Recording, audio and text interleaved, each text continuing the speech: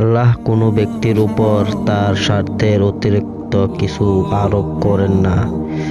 সে ভালো যা করেছে সে তার সওয়াব পাবে এবং স্বীয় মন্দ কৃতকর্মের জন্য সে নিজেই নিগ্রহ ভোগ করবে।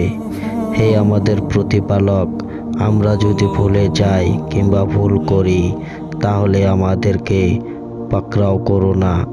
হে আমাদের প্রতিপালক, আমাদের আগের লোকদের উপর যেমন দায়িত্ব অর্পণ করেছিলে আমাদের উপর তেমন দায়িত্ব অর্পণ করো না। হে আমাদের প্রতিপালক, যে ভার বহনের ক্ষমতা আমাদের নেই এমন ভার আমাদের উপর চাপিয়ে দিও না। ভুল ত্রুটি উপেক্ষা করে আমাদেরকে রেহাই দাও, আমাদেরকে ক্ষমা করো এবং আমাদের প্রতি দয়া করো।